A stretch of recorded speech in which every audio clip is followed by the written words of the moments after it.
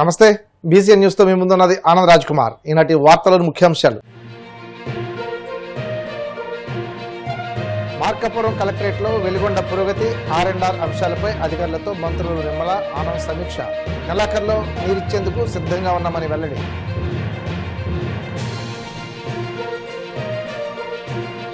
భీమవరం నియోజకవర్గ టీడీపీ కార్యాలయంలో ప్రజా దర్బార్ కార్యక్రమం. ప్రజల నుండి అర్జీలు స్వీకరించిన నియోజకవర్గ ఇన్ఛార్జ్ మాజీ ఎంపీ తోట సీతారామలక్ష్మి.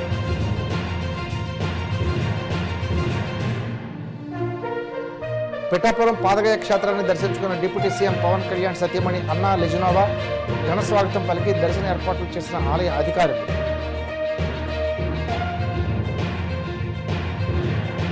ఉపాధ్యాయుల ఓట్లతో గద్దెనెక్కిన చంద్రబాబు, లోకేష్ ఇప్పుడు వారి కష్టాలను గాలి వదిలేశారు. తీవ్ర స్థాయిలో ధ్వజమెత్తిన వైసీపీ నాయకులు. గత వైసీపీ ప్రభుత్వం చేసినట్టు మేము మోసం చేయలేదు, వెలిగొండ పూర్తి చేస్తాం, ఈ నెలకు మొదటి దశ పూర్తి చేసి నీరిస్తామని చెప్పాం. ఆ మాట ప్రకారం నీరు ఇచ్చేందుకు సిద్ధంగా ఉన్నామని రాష్ట్ర జలవనరుల శాఖ మంత్రి నిమ్మల రామానాయుడు, దేవాదాయ శాఖ మంత్రి ఆనం రామనారాయణ రెడ్డి స్పష్టం చేశారు. మార్కాపురం కలెక్టరేట్లో వెలిగొండ పురోగతి ఆర్ఎండ్ఆర్ అంశాలపై అధికారులతో మంత్రులు సమీక్షించారు. అప్పటికి అక్కడికి చేరుకున్న నిర్వాసితుల్లో కొందరిని పిలిచి మంత్రులు మాట్లాడి వారి సమస్యలు తెలుసుకున్నారు.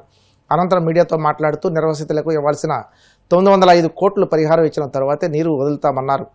7,321 మంది నిర్వాసితుల్లో ఇప్పటికే కొందరికి 318 కోట్లు ఇచ్చామని, మిగిలిన మొత్తం కూడా త్వరలోనే వారి ఖాతాల్లో జమ చేస్తామన్నారు. ఇంకా తమకు గడువు కావాలని కోరటం, ఇప్పటికిప్పుడు ఖాళీ కుదరదని అనడం సరికాదన్నారు.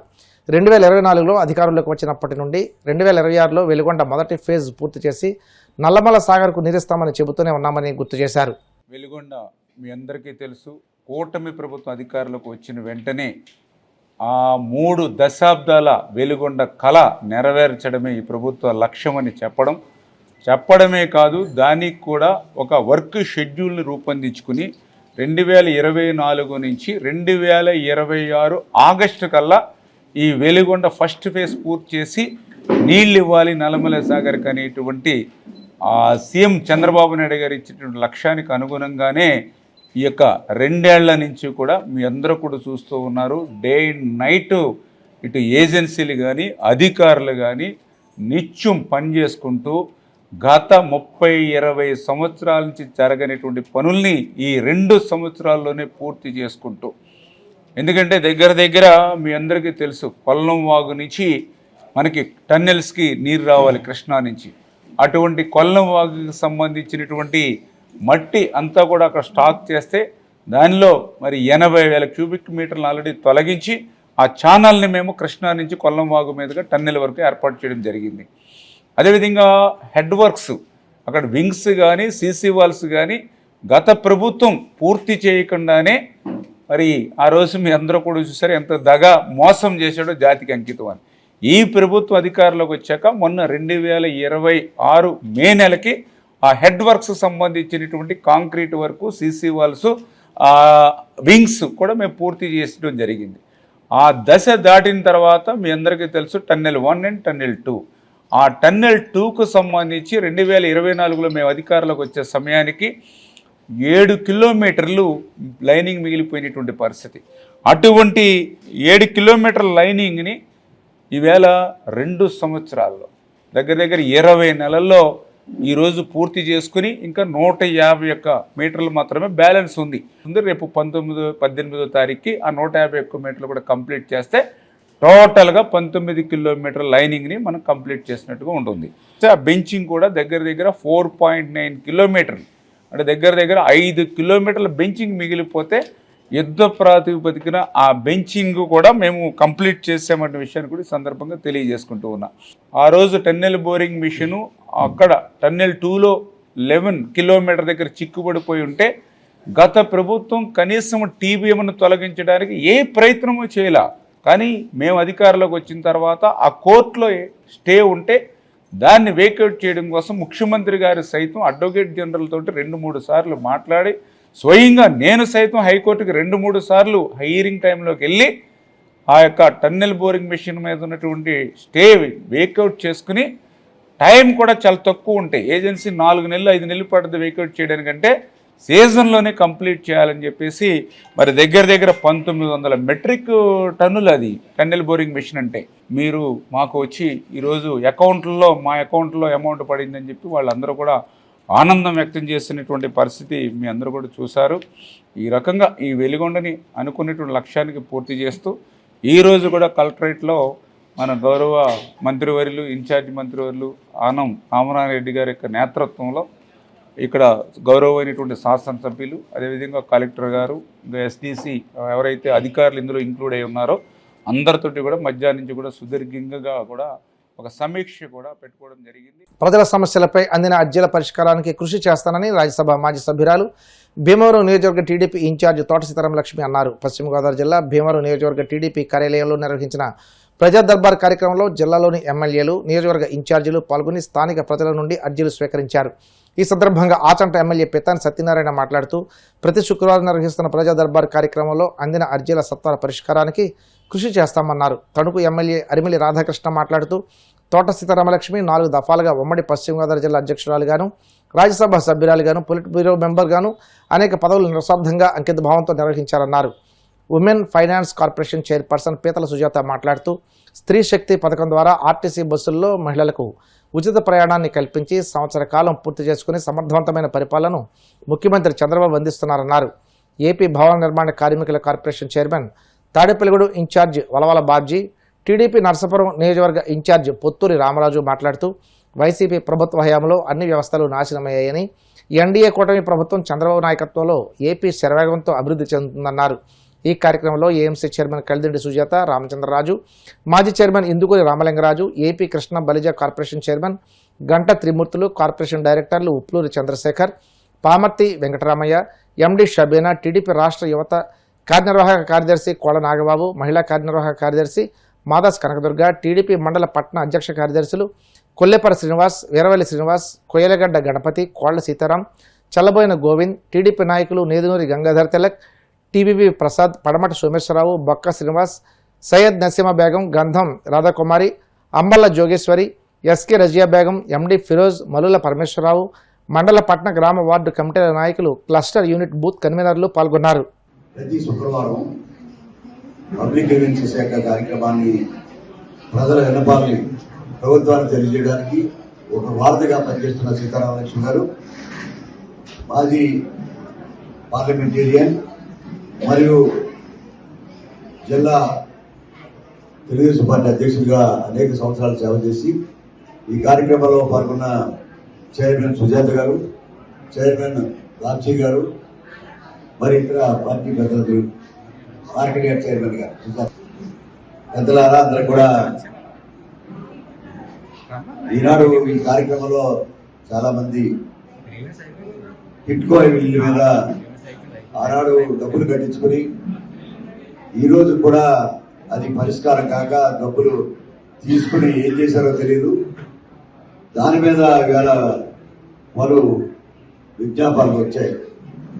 అదే కాకుండా వృద్ధాప్య పెన్షన్లు కానీ, వితంతు పెన్షన్లు కానీ, ఇళ్ల స్థలాలకు కానీ, లేదు ఈ సీఎం రిలీఫ్ యొక్క కార్యక్రమంలో భాగంగా ఇవన్నీ కూడా ఈరోజు ఇచ్చిన ఫిర్యాదుదారులందరూ కూడా న్యాయం చేస్తామని ప్రభుత్వ పక్షాన విన్నవించుకుంటూ ఈ కార్యక్రమాన్ని సద్వినియోగం చేసుకున్న ప్రతి అప్లికెంట్ కూడా హృదయపూర్వకంగా ప్రభుత్వ పక్షాన న్యాయం చేస్తామని చెప్పే కార్యక్రమం చేస్తూ సెలవు తీసుకుంటాం.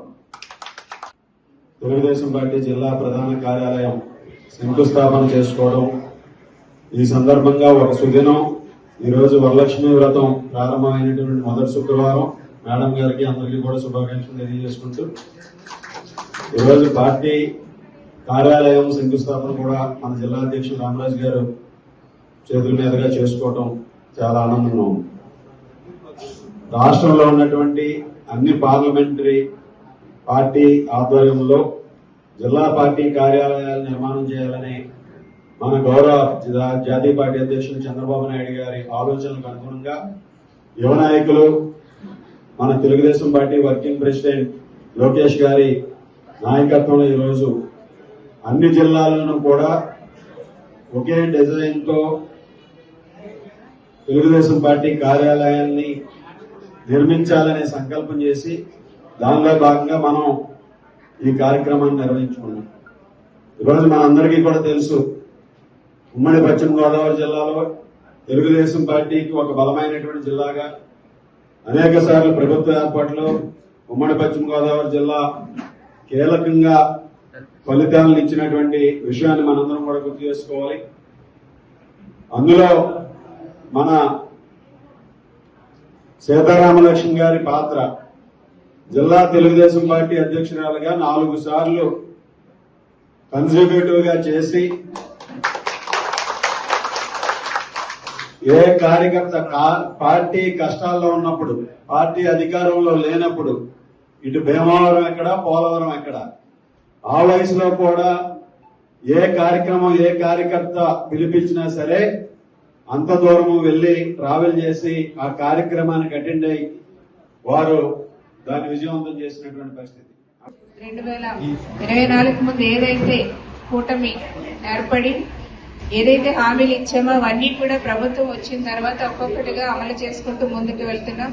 మరి అందులో భాగంగానే సూపర్ 6 కార్యక్రమాలు కూడా సూపర్ హిట్ చేయటం కూడా జరిగింది.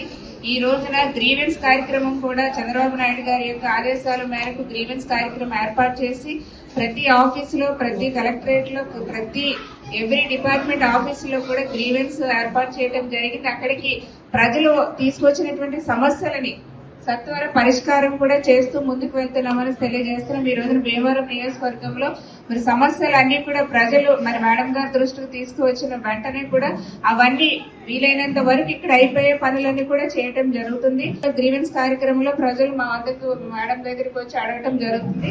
ప్రతి చోట కూడా ఈ సమస్య వచ్చిన వెంటనే ఇవన్నీ కూడా త్వరలోనే కొత్త పెన్షన్స్ కూడా కూటమి ప్రభుత్వం ఇవ్వబోతుందనే విషయాన్ని తెలియజేస్తున్నాం. ముఖ్యంగా సీతారామలక్ష్మి గారి ఆధ్వర్యంలో ప్రతి శుక్రవారం ప్రజా దర్బార్ కార్యక్రమాన్ని నిర్వహించడం, దాంట్లో భాగంగా ఇక్కడ వచ్చిన ఏదైతే సమస్యలు ఉన్నాయో అవన్నీ కూడా సంబంధిత అధికారులకి పంపించి మరి ఇవన్నీ కూడా క్లియర్ చేయడానికి ఆవిడ ప్రతి శుక్రవారం కూడా ఈ కార్యక్రమాన్ని నిర్వహించి అలాగే ఇక్కడ వచ్చిన వారందరికీ కూడా భోజన సదుపాయాలు ఏర్పాటు చేసిన మరి ఇంత మంచి కార్యక్రమాన్ని నిర్వహిస్తున్న కోట సీతారామలక్ష్మి గారికి ధన్యవాదాలు తెలియజేస్తున్నాం. ఏదైతే మనకి తెలుగుదేశం పార్టీ నుంచి ఉన్న ఇన్స్ట్రక్షన్స్ ప్రకారంగా మనం ఎన్నో కార్యక్రమాలు చేస్తా ఉన్నాం. అందులో ఈ గ్రీవెన్స్ కానీ అలాగే సీఎం రిలీఫ్ ఫండ్ ఇది చాలా మందికి సేవ తీరుతుంది. ఎందుకంటే ఆరోగ్యశ్రీ ద్వారా అన్ని హాస్పిటల్లో ఉండదు. ఎవరి డబ్బులు పెట్టుకుని వాళ్ళు చేయించుకుని వచ్చిన తర్వాత ఆ బిల్లులు తీసుకొచ్చి ఇస్తే మరి తప్పనిసరిగా మరి గత ప్రభుత్వంలో కంటే మన ప్రభుత్వంలో 10 రెట్లు ఎక్కువ ఈవేళ సీఎం రిలీఫ్ ఫండ్ ద్వారా ప్రజలందరూ కూడా రిలీఫ్ పొందుతున్నారని చెప్పి తెలియజేసుకుంటూ ఇవాళ జనసేన భీమవరంలో కానీ నర్సాపురంలో కానీ గుడుల్లో కానీ జనసేన ఉండటం వల్ల తెలుగుదేశం పార్టీ కార్యకర్తలకి కొంచెం ఏదైనా పనుల విషయంలో కొన్ని ఇబ్బందులు పడుతున్నారు. సీతారామలక్ష్మి గారు అవన్నీ కూడా అధిగమించి ఇక్కడ వచ్చిన కార్యకర్తలకు అందరికీ కూడా అన్ని సదుపాయాలు కల్పిస్తూ ఇవాళ గ్రీవెన్స్ లో వాళ్ళ యొక్క కష్ట సుఖాలని వాళ్ళ సమస్యల్ని తీర్చడానికి ఎంతో కృషి చేస్తున్నారు. అలాగే పార్టీ కూడా తెలుగుదేశం పార్టీ ఏ కార్యక్రమం ఇచ్చినా కూడా ఆవిడ విజయవంతంగా పూర్తి చేస్తూ ఉన్నారు. అలాగే ఇవాళ మనం జిల్లా పార్టీ కార్యాలయం శంకుస్థాపన చేసుకోవడం అంటే చాలా శుభ పరిమాణం. ఇది చాలా చరిత్రాత్మకమైన విషయం. ఎందుకంటే ఇవాళ జిల్లా పార్టీలే కాదు, ఇవాళ నియోజకవర్గ స్థాయిలో కూడా పార్టీ ఆఫీసులు నిర్మించడానికి మన జాతీయ అధ్యక్షులు చంద్రబాబు నాయుడు గారు కానీ లోకేష్ బాబు గారు కానీ మంచి నిర్ణయం తీసుకున్నారు. ఈ యొక్క కార్యాలయం ఉండటం వల్ల తెలుగుదేశం పార్టీ కార్యకర్తకి ప్రతి ఒక్కరికి కూడా ఇది మన ఆఫీసు అనేటువంటి సాటిస్ఫై, పార్టీ మీద ఇంకా ఎంతో నమ్మకం కలగడానికి ఇది చాలా ఉపయోగపడుతుందని చెప్పని ఈ రోజు కూడా జరుగుతుంది. ఈ యొక్క గ్రీవెన్స్ కార్యక్రమానికి భీమవరం మండలం, వీరవాసల మండలం, భీమవరం టౌన్ నుంచి సుమారు ప్రతి శుక్రవారం కూడా 150 మంది రావడం, ఆ 150 మందికి కూడా ఒక సీఎం రిలీఫ్ ఫండ్లు కానీ, అలాగే టిక్కో హౌసులు కానీ, అలాగే ఇతరితర ఒక రోడ్డు సమస్య కానీ, అలాగే కరెంటు సమస్య కానీ, వాటర్ సమస్య కానీ ఏ వచ్చినా సరే మేడం గారికి చెప్పడం, మేడం గారికి వెంటనే ఆ అధికారులకి తెలియజేయడం, ఆ ఒక పని పూర్తి చేయడం. అలాగే మేడం గారి ఆధ్వర్యంలో ఈ రోజు వరకు రాష్ట్రంలోని సీఎం రిలీఫ్ ఫండ్ కింద నారా చంద్రబాబు నాయుడు గారు ఎంతో ప్రజలకి అందుబాటులో ఉండి అందరూ ఆరోగ్యంగా ఉండాలని రాష్ట్రంలో ఎమ్మెల్యేల ద్వారా, ఇన్ఛార్జీల ద్వారా ఈ రోజు వరకు రాష్ట్రంలో సీఎం రిలీఫ్ ఫండ్ కింద 1400 కోట్లు ఇవ్వడం జరిగింది. కాకినాడ జిల్లా పెట్టపురంలోని పలు దేవాలయాలను ఉప ముఖ్యమంత్రి పవన్ కళ్యాణ్ సతీమణి అన్నా లెజినోవా దర్శించుకున్నారు. పాదగయ క్షేత్రంలో కుక్కుటేశ్వర స్వామిని దర్శించుకుని ప్రత్యేక పూజలు చేశారు. శ్రీ పాదశ్రీ వల్లభ మహాసంస్థానాన్ని సందర్శించారు. ఆలయ అధికారులు ఆమెకు స్వాగతం పలికి దర్శన ఏర్పాట్లు చేశారు. అన్నా లెజినోవాను చూసేందుకు, ఆమెతో ఫోటోలు దిగేందుకు భక్తులు ఆసక్తి చూపారు.